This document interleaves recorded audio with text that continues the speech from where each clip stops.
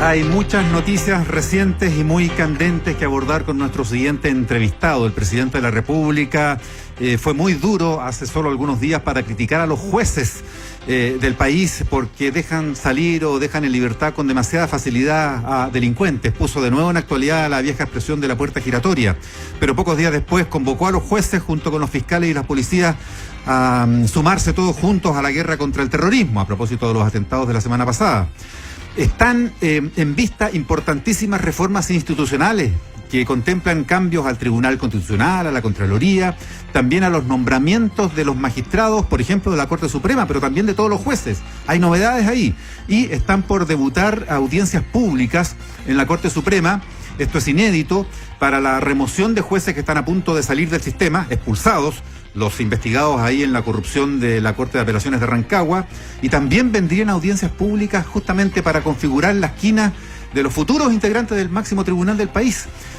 Temas que vamos a conversar entonces con nuestro invitado de esta mañana, el vocero de la Corte Suprema, magistrado Lamberto Cisterna. Bienvenido, ministro. Muchas gracias. ¿Qué tal, ministro? Ministro, permítanos partir por el tema que nos ha ocupado parte importante de nuestra agenda noticiosa y dice relación con este informe de la Compañía de Jesús que estableció graves conclusiones que afectan al ex líder espiritual de la Compañía de Jesús, Renato Poblete. Sobre el punto central que me interesaría compartir con usted es que el informe, y tal como lo dio a entender ayer el provincial Cristian del Campo, si bien establece responsabilidades éticas, un actuar negligente, dice que de acuerdo a la investigación del abogado Waldo Baum, no se acreditó la existencia de encubrimiento tal como se entiende comúnmente, dice, en el orden jurídico chileno. Entonces yo quisiera preguntarle, ministro, no que se refiera al detalle, porque eso es parte de una investigación que usted no conoce, pero quiero preguntarle, ¿qué es lo que se entiende entonces por encubrimiento en el orden jurídico chileno? Bueno, frente a la comisión de un delito, nosotros tenemos en primer lugar el autor, luego los cómplices y finalmente los encubridores. El encubridor es aquel que en este tercer orden, este tercer grado, presta de alguna forma un grado de colaboración, o sea, tiene que haber una actitud positiva, actuaciones positivas en función de ocultar a alguien, sabiendo que se ha cometido un delito. Porque si llega alguien a mi casa y no tengo la menor idea que ha cometido un delito, no estoy encubriendo.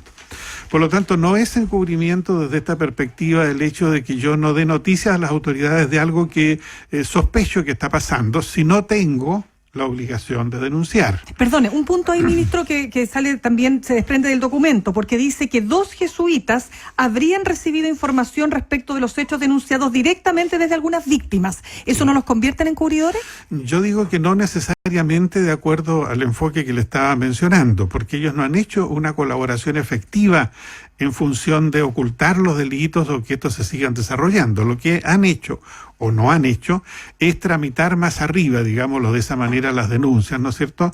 O presentarlas ante la autoridad civil, etcétera. Entonces, si hay una responsabilidad ética, como señalan ellos mismos, o un actuar negligente. Pudiera ser, ¿no es cierto?, de acuerdo a las pautas que rigen a la Compañía de Jesús o a la institución que sea en este tipo de casos. Claro. Ahora, hay situaciones en las que dentro de la sociedad las personas prefieren abstenerse por no meterse en problemas, porque no están obligados, por determinados temores. Recordemos que desde hace un tiempo a esta parte la evolución de la sociedad es muy grande y así como las víctimas no hablaron y no denunciaron en su minuto por múltiples razones, los otros en su momento dijeron, bueno, esto es de allá, etcétera. Entonces no hablaron, no hicieron algo y eso puede traer consigo responsabilidades éticas, pero no necesariamente encubrimiento. Usted hacía la diferencia justo antes al no tener obligación de denunciar, porque eso corre solo para los funcionarios públicos, por ejemplo. Por ejemplo. Ya. Claro. O no sé si otro tipo de figuras también están obligadas o de ciudadanos tienen el director obligación. de una clínica, por ejemplo, por muy privada que sea, y ve que llega alguien, ¿no es cierto?, víctima de lesiones, etcétera, tiene necesariamente que hacer una denuncia. Sí, en los servicios de urgencia, esos típicos, tienen que hacerse denuncia de todos los que llegan, por ejemplo, baleados. Por ejemplo. Ya, ahí vamos entendiendo. Magistrado Cisterna, por otra parte, aquí se plantea la disposición de la Compañía de Jesús a poner los antecedentes ante el Ministerio Público y el provincial insta a las víctimas a denunciar ante el sistema regular penal. ¿Tienen destino esas eventuales denuncias si ocurren considerando que el sacerdote Poblete está muerto? Bueno, de partida por allí no tienen mucho destino respecto de él, ¿no es cierto? ¿Pudiera alguien pensar en la necesidad de que la justicia estableciera los hechos para que después sirvieran de base fundamental para una indemnización por la vía civil? Claro. Todo eso depende de la estrategia que sigan, ¿no es cierto?, la defensa o quienes los asesoren jurídicamente. Ahora, recordemos que tenemos plazos de prescripción que están vigentes. Estos son anteriores a la dictación de la última ley que establece precisamente que la ley, se aplica hacia adelante y no hacia atrás. La ley de imprescriptibilidad de los abusos, de los delitos sexuales, que no es retroactiva. Exactamente. Entonces, la verdad es que desde luego por el fallecimiento del padre Poblete y en segundo lugar por este otro problema de la prescripción, se ve dificultoso el camino. Ya. Bien, vamos a pasar a otros temas. Conversamos a esta hora con el vocero de la Corte Suprema, el ministro Lamberto Cisterna. Ministro, vamos a otros puntos complejos como por ejemplo, y yo quisiera preguntarle de la siguiente manera, ¿qué siente el máximo tribunal del país cuando el presidente de la República dice que muchas veces los jueces no aplican la ley, cuando el mandatario señala que la principal labor de la justicia es proteger a los inocentes, pero muchas veces da la impresión de que algunos magistrados no entienden eso? Bueno, nosotros no hemos deliberado como tribunal sobre esto, en ningún pleno se ha abordado este asunto, particularmente individualmente o en conversaciones entre nosotros. Se ven, ¿no es cierto?, dos visiones. Algunas piensan que el presidente de la República exagera, pero que no deja de tener algo de razón en el sentido de que algunos magistrados no son muy enfáticos en condenar o en reprimir, ¿no es cierto?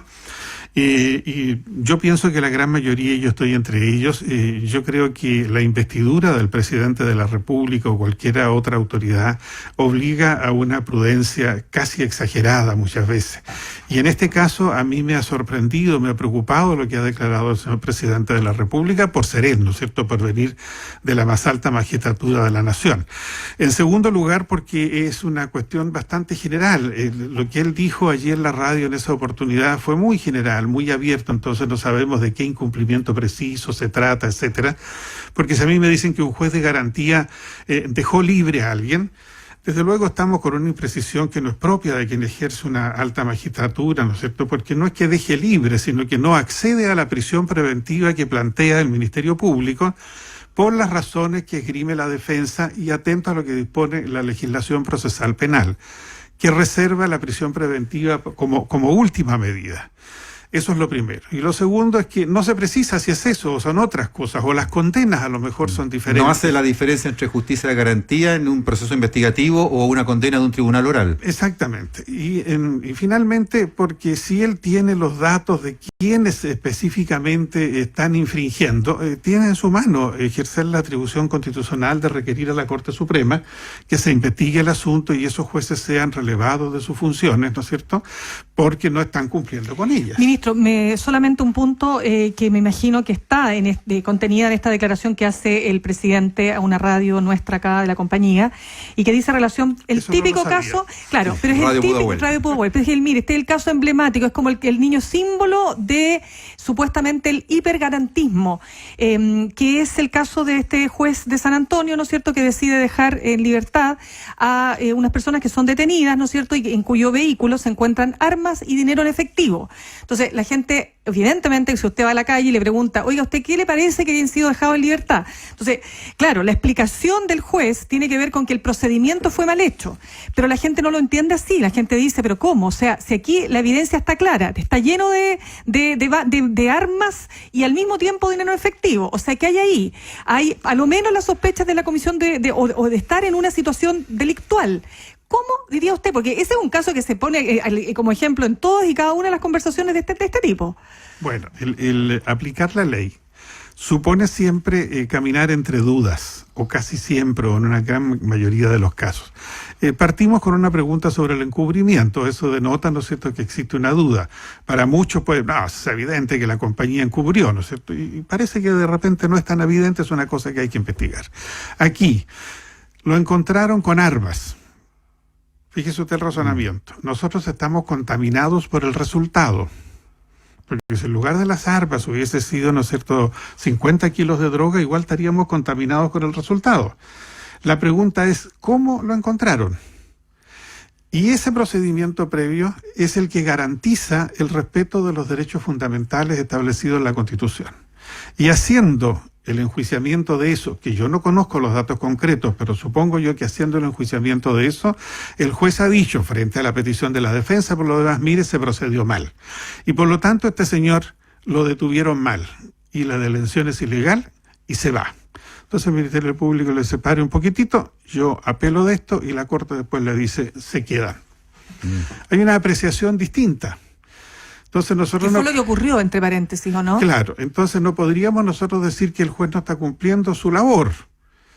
A lo mejor tiene un criterio muy amplio para exigir, para muchos en demasía, que se cumplan todos los procedimientos. Entonces, lo que nos pasa a todos, incluidos los jueces, es que nos contaminamos con el resultado. Si llegan a su casa, irrumpen, botan la puerta, ¿no es cierto? Y después encuentran, qué sé yo, una cantidad de droga o arma o cualquier cosa de ese tipo, todo el mundo va a decir, pero lógico, si está bien hecho. Pero usted va a decir, ¿por qué llegan y rompen la puerta de mi casa y entran a cualquier hora? Sin una orden o sin una investigación. Claro, si tenían esta seguridad de que yo tenía esta droga, tendrían que haberme dicho... Y si no, abro, lógico que rompan, no sé, aquí está la orden. Claro. Entonces, ese es el tema. No importa tanto desde el punto de vista procesal penal, y esto no está solo en el código, sino que la doctrina moderna, ¿no es cierto? El resultado, sino que cómo llegamos a ese resultado, porque en ese camino es donde se respetan las garantías fundamentales. El desconocer esto, el presidente magistrado Cisterna se está incurriendo en una imprudencia, en una ignorancia de cómo funcionan las cosas. Yo no lo sé exactamente, yo solamente lamento que teniendo esa alta investidura él dirija esas expresiones, porque si no fuera así no lo sentiría tanto. Porque le abundo en el argumento, entendemos que siempre en cualquier control de detención, formalización de cargos por parte del Ministerio Público, el imputado tiene una defensa. Exacto. Y la defensa es muy habitual, y también lo informamos nosotros aquí todos los días, que apele ante el Tribunal Superior, ante la Corte de Apelaciones, si es que no le parece una medida cautelar dispuesta por un juez de garantía. Y normalmente, usted me dirá si es en la mayoría de los casos o en una minoría, la Corte se pronuncia. Y a veces le da la razón a uno o a veces a otro, ¿o no? Sí, en las peticiones de prisión preventiva estamos en una estadística que nos dice que en un 85 al 90% se conceden las peticiones de prisión preventiva. Ya. Son muy pocas las que se deniegan en el total. Esas hacen noticia a veces, mire, lo dejaron en libertad. Claro, pero son las menos, dice usted. Exactamente, ese es el tema. Magistrado Cisterna, cambiamos de temas. Cambiemos de tema. Vamos al tema de Rancagua, Mauricio. Vamos al tema de Rancagua porque ahí se vienen, entendemos, las primeras audiencias públicas con alegatos públicos que el proceso para remover a los jueces Elgueta y Vázquez. Recordemos que el magistrado Albornoz se quitó la vida y fue sobreseída esa parte, lo que a él corresponde. Eso fue hace todavía semanas recientes. ¿Es primera vez que esto va a ocurrir? ¿Qué va a pasar? ¿Qué significa pública? ¿Se van a televisar, por ejemplo, a través de la señal de televisión del Poder Judicial? Lo más probable es que sí. En la audiencia pública, el sentido que tiene fundamental es que, de acuerdo con el acta 15 que rige estos procesos disciplinarios al interior del Poder Judicial y que la ministra Maggi adoptó para su procedimiento, sin estar obligada porque era una visita diferente, extraordinaria, pero lo hizo. Entonces, esa acta garantiza la mayor transparencia posible, y entre ellos que las personas tienen derecho a ser escuchados sus defensas a través de los alegatos. No estaba específicamente establecido en el acta alegatos para este proceso de remoción. Sí lo estaba para cuando se examinaba la sanción, que fue de 4 meses. Y la Corte determinó extenderlo también a esto, y probablemente en una modificación próxima del acta se va a incorporar como un derecho definitivo. En este caso se va a escuchar. Público, porque todo el mundo puede entrar, como son las audiencias en los tribunales, salvo que se decrete la reserva, por cierto. Y eso significa que podrán entrar el público, los periodistas, ¿no es cierto?, y se va a transmitir por el canal del Poder Judicial. Y lo mismo va a ocurrir, según usted mismo ha anunciado en estos días, con los procedimientos para proponer quinas de aspirantes a integrar la Corte Suprema, ¿o no? Así es, y eso se refiere a los aspirantes internos, claro. Porque los aspirantes externos desde hace tiempo ya eran escuchados en una sesión especial. Aquí sucede que se había determinado que no era necesario escuchar a los aspirantes internos porque se supone que los conocemos. Pero una nueva reflexión... Como que el Pleno podía resolver a puertas cerradas y proponer la quina al presidente. El proceso es público en el sentido que se llama concurso, se sabe quiénes son los concursantes, está claro cuáles son sus antecedentes, etcétera, pero ahora le adicionamos que tengan necesariamente que concurrir a una audiencia y que esa audiencia sea pública. Y en esa audiencia, en primer lugar, la señora relatora va a exponer muy brevemente cuál es el currículum del candidato y en segundo lugar él va a tener derecho a hacer una exposición de más o menos 10 minutos sobre un tema que él escoja de una lista entre 10 y 15 que se van a proponer, y se van a proponer en el sentido de una resolución que se va a publicar y cada cual desde su lugar podrá decir yo voy a hablar, ¿no es cierto?, sobre la incidencia de tal aspecto de la reforma procesal penal. Eso con la idea de que el Pleno se forme un concepto, ¿no es cierto?, más acabado por su exposición, por la forma de plantearlo, por la manera de señalar qué importancia tiene el desempeño del Poder Judicial, etcétera. Ministro, para cerrar, se nos acaba el tiempo. Es sabido, hemos visto casos diversos que se han comentado en distintos medios, en columnas de opinión, en fin, de este conflicto manifiesto finalmente que existe entre la Corte Suprema y el Tribunal Constitucional, toda vez que el propio tribunal, digamos, no sé cómo decirlo en términos jurídicos, pero como que cuestiona, ¿verdad?, decisiones del máximo tribunal o viceversa. Yo quisiera preguntarle, ministro, esa tensión, ¿cómo se resuelve? ¿Tiene el Tribunal Constitucional chileno excesivas atribuciones? ¿Hay preocupación por parte de los magistrados de la Corte Suprema? Mire, yo diría que el problema tiene características prácticas fundamentalmente. ¿Por qué? Porque entre sus funciones el Tribunal Constitucional tiene o entre sus competencias o facultades, para ser más preciso, tiene la facultad de suspender un procedimiento. Y de pronto suspende procedimientos que ya están casi terminados. Y segundo, esa suspensión se extiende por mucho tiempo. Estamos hablando, por ejemplo, del excomandante en jefe del Ejército Humberto Viedo en este caso, ¿no? ¿Podría ser aplicable? Por ejemplo, claro. Entonces, que investiga la jueza... Esa suspensión, para ser preciso, no fue del todo clara. Porque no se dijo si era solo respecto de él o de todas las aristas o de esta arista en particular, etcétera, y eso suscitó numerosas presentaciones. Incluso yo no estuve en esa oportunidad en la sala, pero según mi información la sala pospuso el conocimiento del asunto para requerir una certificación del Tribunal Constitucional respecto de cuál era el ámbito de esa suspensión. Entonces, lo que más nos preocupa en rigor es el tiempo que tarda el tribunal, pero nos hacemos cargo de que el tribunal tiene una cantidad de requerimientos que han ido en aumento y que no ha podido acelerar los procedimientos. Felizmente, en los últimos días hemos conocido algunas decisiones en torno a tratar de mejorar esa situación. Pero eso es el tema es práctico. ¿No hay tensión? ¿Hay tensión? Yo diría que no hay una tensión. Lo que sucede es que tenemos, ¿no es cierto?, dos organismos con facultades de alguna manera paralelas y el justiciable es el que escoge su estrategia, se va para allá o se va para acá y esto produce, ¿no es cierto?, efectos diferentes. Sería deseable, por cierto, que la ley y la Constitución señalaran con más precisión las facultades de uno y otro y que se buscara algún límite para estos procedimientos de suspensión. Parte de los cambios que se pretende establecer también respecto al Tribunal Constitucional.